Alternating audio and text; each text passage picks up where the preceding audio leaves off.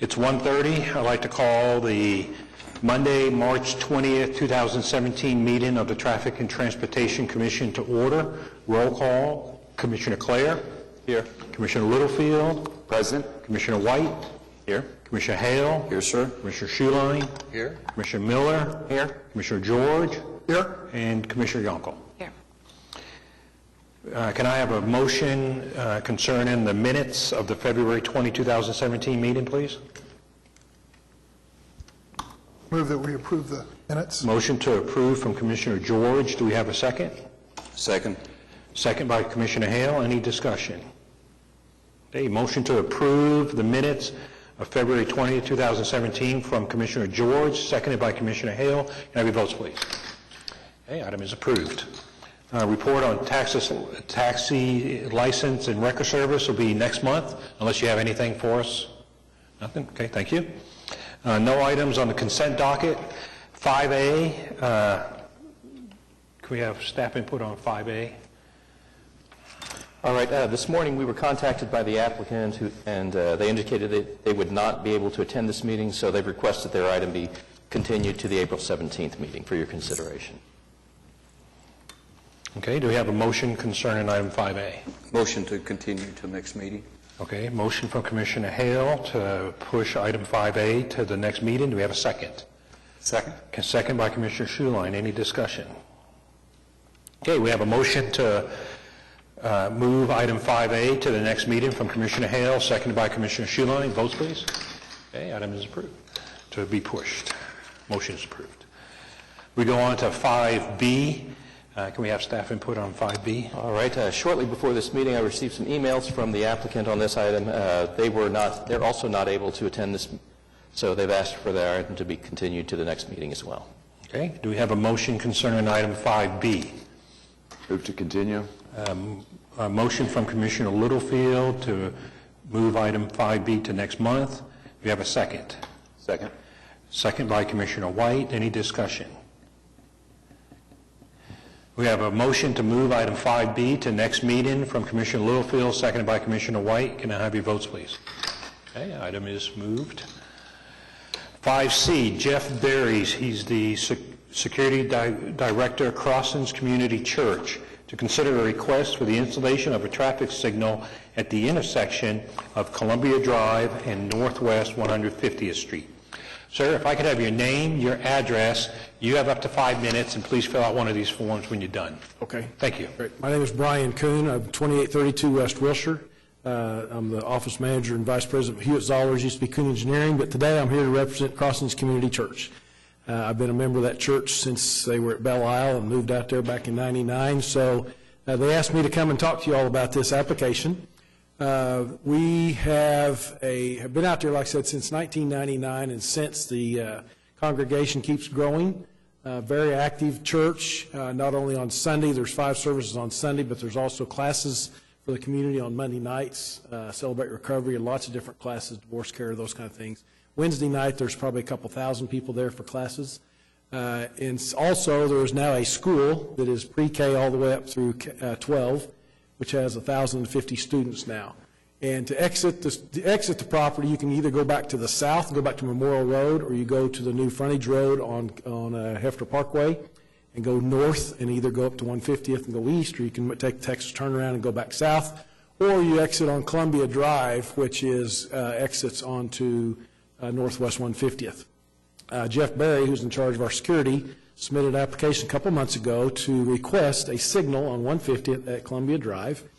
And when he started getting staff reports and things, he realized this wasn't something he normally does, so he asked me if I'd come down and talk to you all about it, so here I am. The staff report does say there's 9 warrants that need to be met, or part of those that need to be met to allow a signal to be put in. As I was talking with your staff, that we don't meet any of them at the current posted speed limit.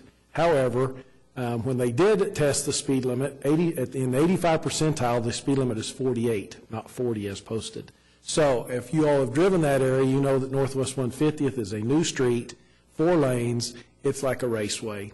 And so on Sunday mornings, we have officers out there directing traffic to try to slow traffic down on Northwest 150th as the members are leaving. We have, like I said, we have 3 different services, 8:15, 9:30, and 10:45. So there's 3 different times that people leave in big groups. Not only that, then the classes on Monday night, Wednesday nights all get out at the same time. School gets out every day at the same time, so we have a lot of students, which I'm really more concerned about the students than the church members, since I hope that doesn't get back to church. But seriously, a lot of kids are driving and don't want that. So as I was talking with staff, with the 48-mile-an-hour speed limit, which, like I said, is a lot of people are going that, some of them up to 53, at least on this, on when they were testing the speeds. At 48, it does meet 3 of their warrants. Now, this is a light. We did not request that you all pay for it. We would like to get it approved, and should we have funds available, we'd like to put the light in. Now, one of the things on your staff report that did come out, it said, should the Traffic Commission approve this request, staff recommends that motion for approval include Northwest 150th Street be widened to include a left turn lane as appropriate to provide sufficient storage and deceleration for left-turning vehicles. Again, that would be at our expense. Should we get approval, we request approval. Should we not get approval and it goes on your unfunded projects list and it's another 8 years or 10 years or whatever, that's fine. We're just trying to get the approval today, and that way we can look forward as to, okay, they can hire me to say, okay, what's it going to cost to do this? And let's start looking at that. And then it may be something we will fund. But at this point, again, this just through you all, we're just requesting the approval today to be able to do it if funds become available on our side or on your side. So, again, I'll be glad to answer your questions. All right. Yeah, you bet. All right, thank you. You bet. Just fill out the paper while we're waiting. All right, staff input, please. Oh, wait, is there anybody else that wants to talk on this item? All right, thank you. Staff input. Okay. As you just heard, Mr. Coons actually pretty much summarized the staff report. You know, if you want to look at a few things in the way of like mitigating circumstances if you're to help you with your decision-making process, there are no collisions reported in last year at this particular location. However, the one thing that really kind of jumped out at us during our preparation of the staff report was the fact that the traffic speeds that we monitored on Northwest 150th Street are running significantly above the posted speed limit. Right now, that portion of 150 is posted 40 miles an hour. When we did our study, we captured about 20% of all drivers will travel at or below 40 miles an hour. Ideally, you want your 85th percentile to be pretty much where the speed limit is set. In this particular case, the 85th percentile is up around 48 miles an hour. And as he alluded to, there are 2 different sets of criteria that are in the manual on uniform traffic control devices for use when considering whether or not signalization is an appropriate method to control an intersection. And there are changes in the criteria between a signal evaluated at a speed where it's posted at 40 miles an hour or less and when you go to 45 and above. And in this particular case, since our staff report is based on the posted speed limit, which is 40. In this particular case, the intersection doesn't meet any of the standard criteria warrants based on that speed. If you were to evaluate it based on the prevailing speed, say which is running around 48 miles an hour, so say it was evaluated at 45 miles an hour, it would meet 3 of the criteria for consideration. So at this point in time, I'll be happy to answer any questions you may have to discuss the item. All right, thank you. Do we have a motion concerning item 5C? Yes, ma'am. I motion to approve it with the staff recommendation to put in a left-hand turn lane pending the applicant paying for the project. So we have a motion for item 5C from Commissioner Yonkel to include staff recommendation concerning the left turn lane. Is there anything else on that, ma'am? Or ma'am, was that the only change? It sounds like we... May I ask a question? And they pay. Right. Ken, I don't want to ask you to amend your motion, but we will pay for it if funds become available or if city funds become available 8 or 9 years from now. So can the approval be just it's approved, however, funds aren't available? If they become available, that could be either city funds or private funds. Can someone help me out here?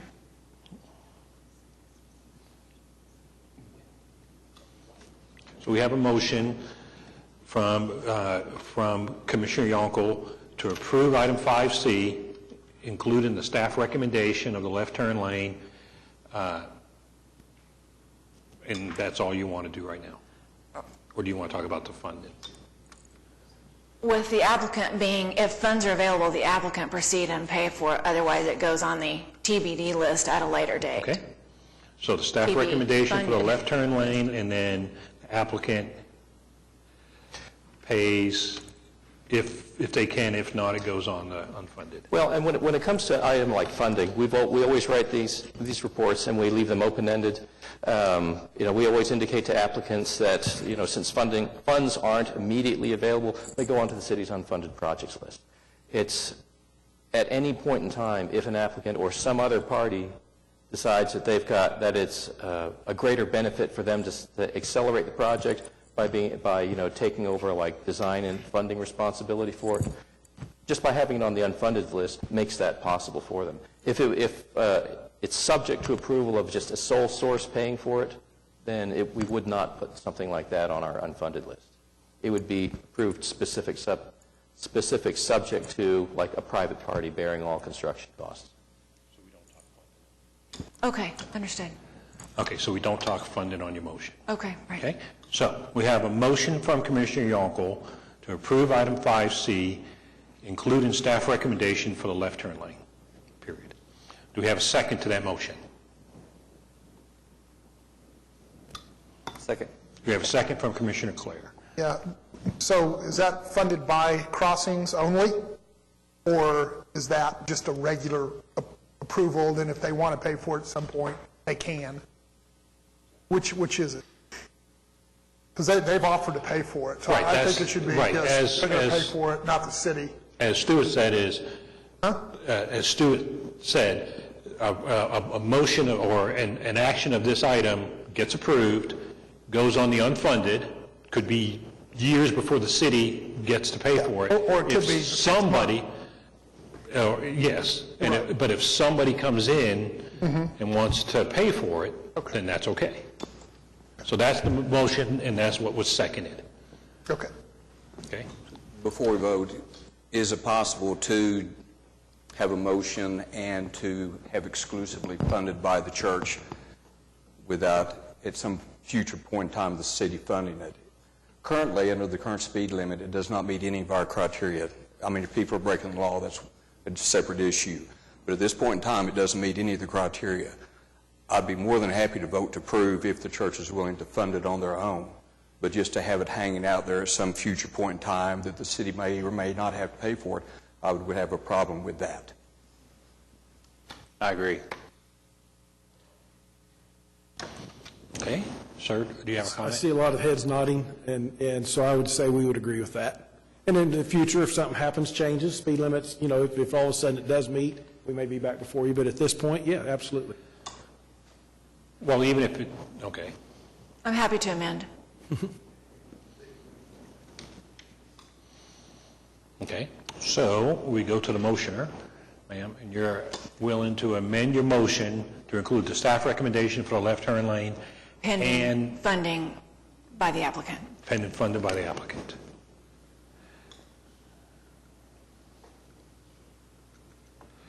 And we go to our seconder. Are you okay with that change? Yes.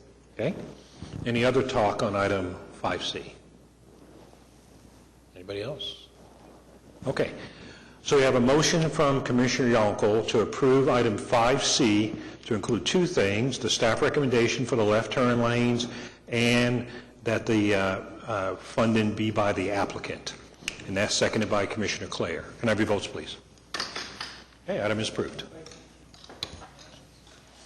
Okay, comments from citizens? Ma'am, I believe you're up. Okay, I have your form. I need your name, your address. You have up to 5 minutes. My name is Mary Lou Gwazdak. I'm with Bright Star Carriages, and I have a packet of information for all of you. What I wanted to do is come before this board and get some of the traffic issues at hand that we have in the Bricktown and downtown area with carriages. And I have a good plan here, and I'm hoping that you will review it and then perhaps come to another meeting so that we can resolve some of the issues that appear. So here is the...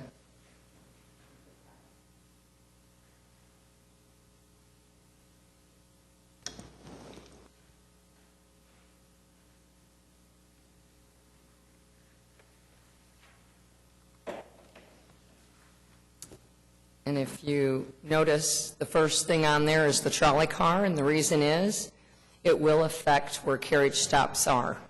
And right now, we have everybody parked on Mickey Mantle, and the issue is 17 carriages at any one time. I have been a long-time carriage operator. I am a certified tourism ambassador. I feel so strongly about this city that we should all be certified tourism ambassadors. It makes our city strong and better. We are the projection to the public, and that's why they come here. I have brought many a conference here, and they were very happy when they came in 2013 with our city, and I expect more to come based on the things that we can do to make it better. If you look at these pages, the first page explains limit carriage operators to 2 carriages, eliminate the clause in the ordinance stating the first carriage must be offered, only works with taxis since they are the same type of vehicle unlike a horse and carriage. Operators do not comply and we're unable to enforce it. U-turns need to be authorized in the ordinance since this saves time in traffic for tie-ups. Presently, this is an OCPD verbal. We need to have that written in. The reason is, if I'm looking down the road and I see a congested area, I'm going to turn immediately out of the way so that I'm not blocking that way to Thunder. We don't want to put anything in the way of our Thunder games. We have less road time to change directions, and it eliminates 4 left-hand Bricktown turns when we do this. On the next page, we have to move the Mickey Mantle carriage stops to the west side. That way, everybody would be making right-hand turns. So this way, we don't have a certified route, because when a customer comes up to me, I want to give them the best of my city. And sometimes I will tell them, we have a Thunder game. This is not the time to do it. In a half hour, we can move. If you'd like to wait, I'll take you there. There are co-owners or doing business as for carriage companies. If they are going to write in that there are only 2 carriages out there, we need to prevent companies from circumventing the restrictional limit. And how we do that is only 2 vehicles per company, but if they're doing business as, they only get 2 for both the companies that are doing business as. Otherwise, that makes them have 4. And there are some operators that are in partnership with someone else. They'll just go around and change this name to this name to this name. We need not to allow that. We need to open carriage stops on Oklahoma and Bourbon Street Cafe by Jasmo's. It's a wide enough space for 1 carriage. Sheridan at Broadway, Renaissance Coffee Shop. Broadway at Park, Skirvin. Robinson and Sheridan, Mahogany. Those are the places I park currently. They're in passenger loading zones. Supposedly, I'm illegal. However, I stay in the carriage for the safety of the public, or I have someone on the ground if I'm doing a wedding.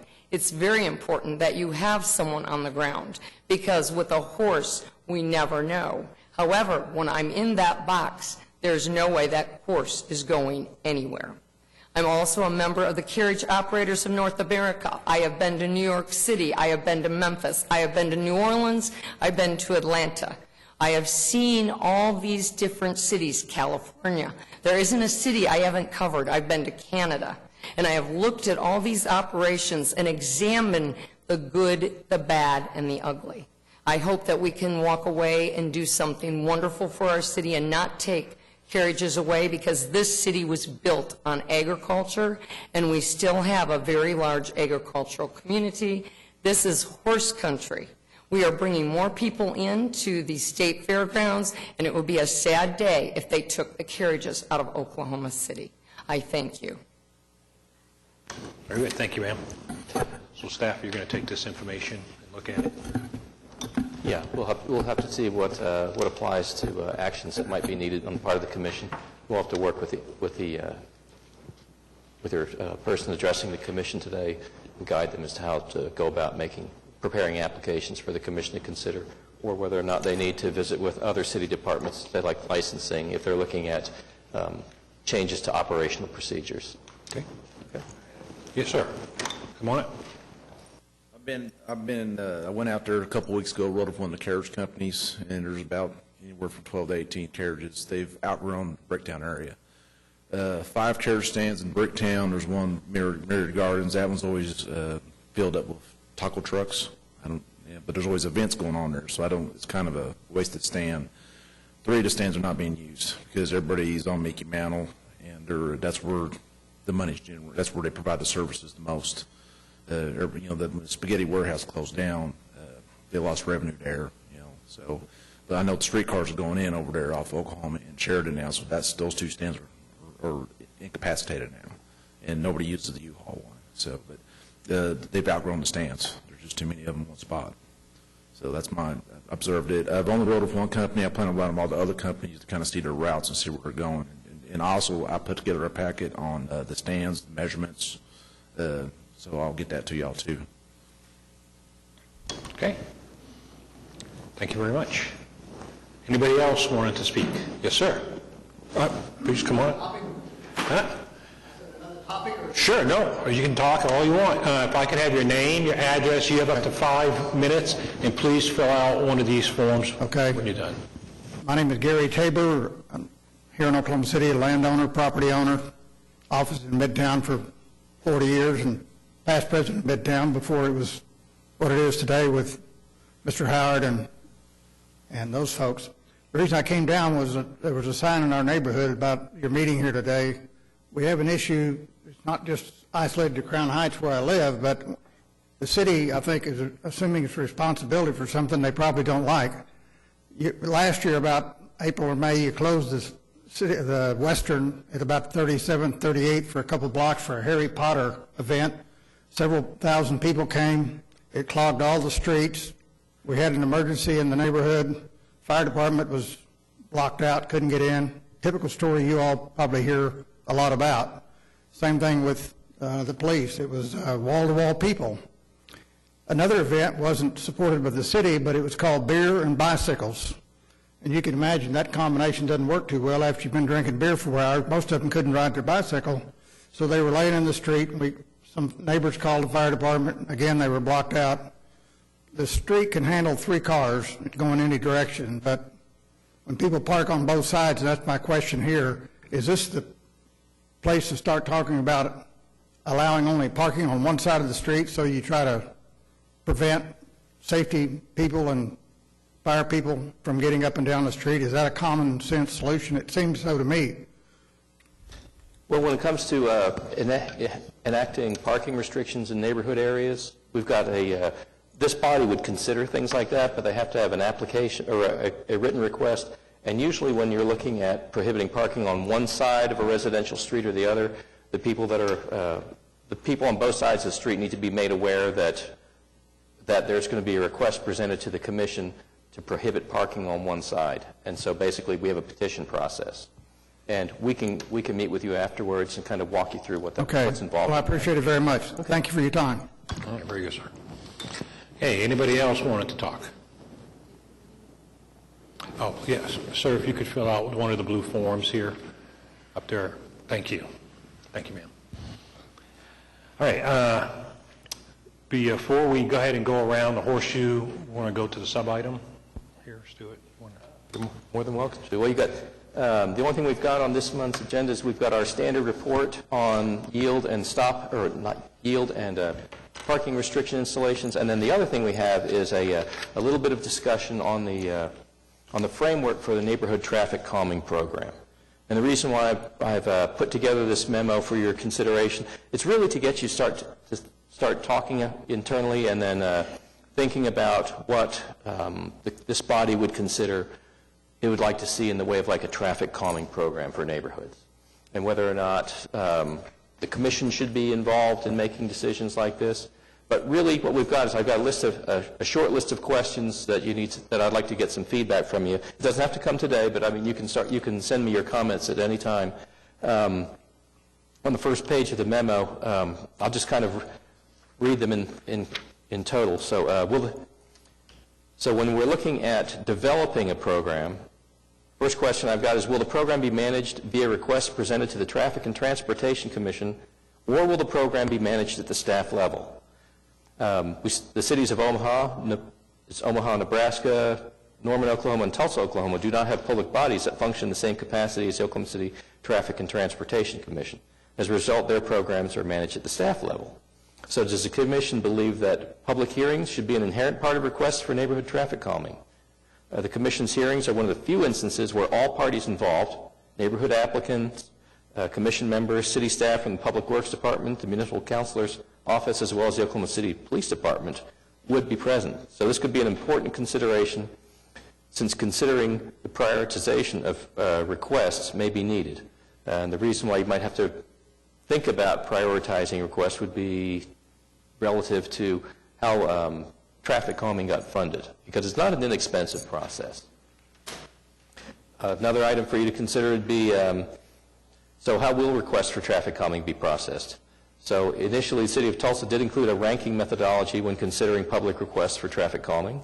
Tulsa has since discontinued the practice and now handles requests on a first-come, first-served basis.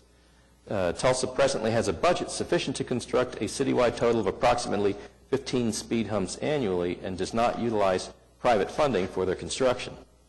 Due to budget cuts, the City of Norman's program was defunded in 2010, therefore no new speed humps have been installed in that city since that time. And the City of Omaha publicly funds their program, again, as does the City of Tulsa. So what you're looking at here is, would this commission envision neighborhood applicants as being the ones that are solely responsible for the implementation of traffic calming process features, or should that be something that's publicly funded? Because the other thing you have to consider is long-term maintenance too, because I mean, the city is great at long-term maintenance for items, but if a traffic hump or something like that started raveling and needed to be repaired, the city does not have a direct control over a neighborhood association in order to get something like that done. So that's kind of one of those things that you'll always also have to wrestle with.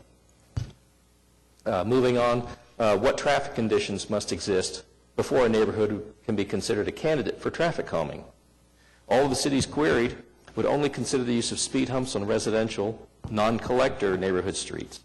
Certain traffic conditions, such as an 85th percentile speed, more than 10 miles above the speed limit, and traffic volumes of at least 600 vehicles per day were common to two of the programs. The City of Omaha's program has a minimum traffic threshold volume requirement of 1,000 vehicles per day. So each of the three cities that I talked about earlier has used speed humps for traffic calming, but they've also employed different designs and different spacing standards. All three cities have also experienced inconsistent hump construction. Irregularities from hump to hump within the same neighborhood occurred frequently, and this was a significant concern for all of the cities using them. Each city experimented with humps constructed of PC concrete and asphalt concrete, and to date, none have utilized the prefabricated humps or speed cushions, which are a variation of speed humps that are designed to accommodate the needs of first responders. Staff from all three cities also recommended consultation with first responders, which would be police, fire, and ambulance services, as well as schools, regarding hump design standards. And then finally, how will a neighborhood traffic calming program be funded? In addition to the staffing needed to properly manage a neighborhood traffic calming program, which can be considerable, funding for the construction and maintenance of speed humps, their associated pavement markings, and signs is required. None of the cities using speed humps rely on private funding for new construction and ongoing maintenance. Since this would be a very specialized city program, the city would need to specifically budget for staff to support and maintain the program, as well as budget for construction and maintenance. So anyway, those are kind of some of the major issues at this point in time that I'd like to get some feedback from you on. And like I said, this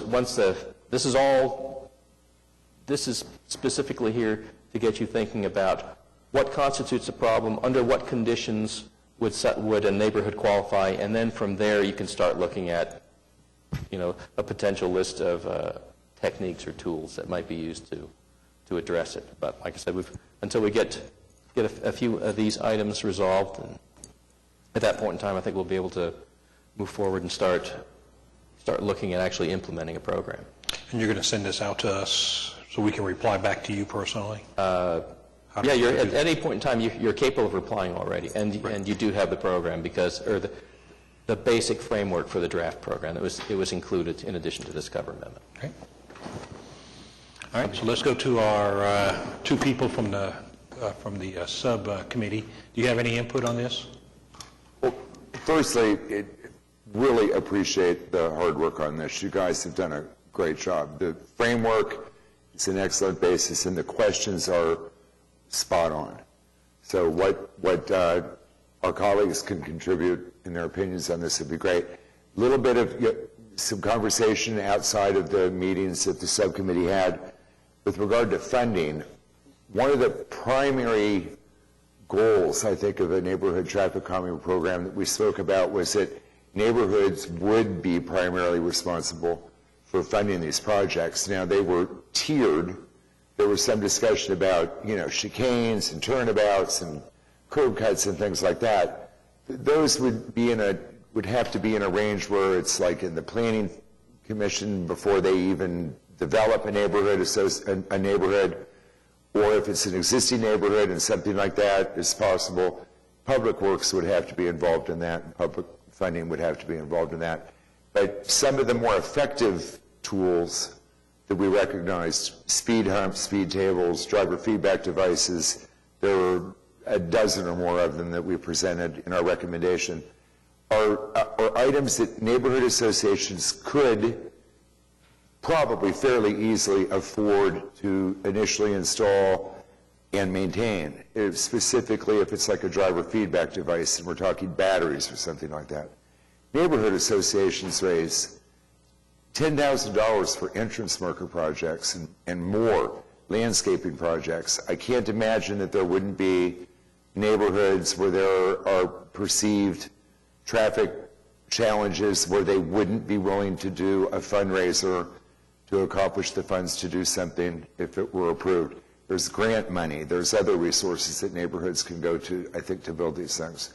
And then there's another lesser tier of administratively applied items. Like we talked about just painting.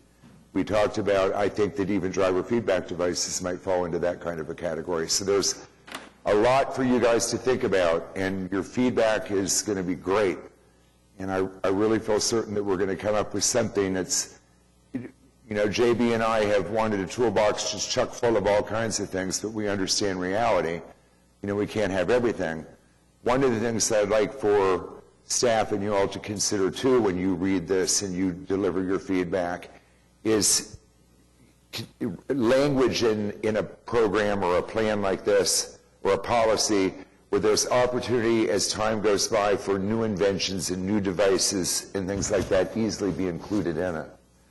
With regard to neighborhoods' perception of a traffic problem and their warranting applying any one of these devices or tools in the neighborhood, we had a lot of discussion that it just seems like it wouldn't be much different than what we're doing today with no parking any time zones or stop sign applications, and the warrants seem to me to not be too difficult to figure out. So that's my input. I really do think staff, I know you guys have worked hard, and I've learned more about traffic calming than I ever even imagined. JB? Sir, do you have input? I'm really sensitive to the financial demands on the staff, and I can envision that applications would work much like they do now when someone comes in and applies for a stop sign. We already have a really detailed system where they have to fill out or do a survey of the neighbors and get all of that, which is we've used it for many years, and I think that the traffic calming initiatives could, I hope as much as possible, go through that very same process, without involving a great deal of additional staff. Some things certainly I hope would be administratively approved, simple things that neighbors, and I would love to see neighborhoods have skin in the game and to fund as much of it as possible, but realistically, some neighborhoods really can't. I mean, I could name a number of them that are very small, low-income neighborhoods that are going to need some help. And at times when maybe when the budget's better in future years, I'd love to see the city appropriate some money for traffic calming, and it would be a limited amount and kind of a trial basis. But until that time, obviously, we're going to have to be creative about funding because the budget is very tight right now. And it's just a reality that we'll have to deal with. But I too appreciate the staff's work on this. I know it's not been your favorite thing, but I do think it's a good thing for our city, and I do want to say I think we can do better than Tulsa. I do want to say that. I don't want to throw around the gauntlet, but I just want to say that I really do think we can. And I look forward to the first iteration, and we'll provide feedback. And I still do think it's important that we incorporate planning at some, they have people on their staff that have titles of traffic planner. I just think that I'd like to have feedback from them before we get too far along on this, is I think their input must mean something in our city, or we wouldn't have them. Anyway, but thanks for letting me share my thoughts. Okay, anybody else want to talk on this subject from the Horseshoe? Yes, sir. In talking to some friends about the hard work that the commissioners have done, and I do appreciate, and staff, and y'all put in a lot of time, a lot of effort. I was talking about some of the plans that this commission has talked about as far as traffic calming. Looking forward, this was brought to my attention, it hadn't even occurred to me, but looking forward, and it's way down the road, but 10, 15, 20 years from now, we need at some point in time in the mix to throw in the concept of driverless cars, because when we talk about which direction we're going to go, if we take this course, but yet 15 years from now, we have no drivers, but machines, that's going to come into play. So, I mean, if you would, I just want to bring it up. This is long-term. We need more short-term answers. I fully agree with that. But as far as long-term, at some point in time, this will be the direction the industry's going in. So, I mean, just kind of keep that as a backdrop that that's kind of the end game. Is at some point in time, we're looking at having a city full of vehicles with no drivers. I personally believe. I really appreciate that, because I've heard that from a couple other folks, specifically Councilman Shadid, has this, I'm not going to call it imagination, because I think it's probably the truth. Probably long after I'm gone, that might be the case. But something's got to control them, too. And one of the things that was interesting that this committee learned about is that we've got vehicles today that have OnStar, and they've, the automatic parking sensors and devices and things like that. It's possible that between now and when they're driverless cars, a traffic calming device could be something that's mounted on a speed limit sign in a neighborhood that affects a governor on a vehicle that maintains that speed. So the technology, the vision of the technology taking over and overriding the need for all stop signs, street lights, street traffic controls of any kind, I think that's a reality. But I think that there's a long-term interim there. So my comment earlier about writing this plan where it's open-minded, could eventually, the open-mindedness could be just not necessary anymore at all. The devices are going to come. I truly do believe that. I think it's cool. Thank you for bringing that up. Okay, anybody else on this subject? Yeah, please, come on. I've been keeping an eye on those driverless cars. Uber's the big forefront of that. Philadelphia has been test piloting them. Phoenix, Arizona, and San Francisco. We've got them in 3 cities already, and pretty large fleets. They're on a set route right now, but it's coming. It's coming down the pike. So I've been keeping an eye on it myself. All right, thank you. Anybody else? All right, let's move on now to the Horseshoe. Go over to Commissioner Clare. Nothing to report. Commissioner Littlefield. Nothing to report. Commissioner White. Nothing, sir. Commissioner Hale. Nothing, sir. Commissioner Schuline. Nothing to add to what we read. Thank you. Over to Commissioner Miller. Nothing, sir. Commissioner George. Yeah, just one quick thing on the traffic calming. Just the first blush would be, my idea would be that it would need to come through the city similar to a stop sign, where you're going to, a neighborhood is going to get together, they're going to fill out the forms, everybody's going to sign it. And then I really do think it needs to have a public hearing and not just administratively, because it's so new, and it'll be controversial, I think, that people want to put speed bumps in neighborhoods, and I think there'll be a lot of people that won't want them. And so I think they need to have some hearing on it publicly, whether it's here or at the city council or somewhere. But so that's, and then like you were saying, I do think the city should be the financer in that situation too, just because of the neighborhoods that may need traffic calming more than others that can't afford them. So you hate to only have traffic calming in affluent neighborhoods, right? So that's my note. Thanks. Over to Commissioner Yonkel. Counselor? The only thing I have is I asked staff to send a note to the one company about taxis that wrote a report that we got to see or something. Within 2 hours after he sent the note, I received a call from them. Very sorry that they had some bad data and they misrepresented the city, and they were redoing the whole thing this spring, and we were going to get the proper grade that goes with the amount of work that we do for the taxis and the vehicle for hire and all that. So thank you for staff for pushing that button. All right, staff, do you have any closing? I have nothing else for the meeting. Okay. May I Oh, yes. step out of place for a moment? Is there any possibility of, like, all of us agreeing on feedback on your comments on the traffic calming policy by a certain date? We want to just leave this open-ended, or we want to try to get everybody's responses back for the next How about by the end of the month? end of the month? That gives us 31 days. I mean, it gives us 11 days, I'm sorry, to the 31st. That be enough time? Yeah, and if that's the case, what I'll do is, once I get the comments on the program back, at the end of, after, I guess, beginning of next month, I'll go ahead and just summarize them and distribute them out and solicit additional comments on what sort of feedback I've received. Okay, so by the end of the month, if we can give our inputs. Okay? Anything else for this body?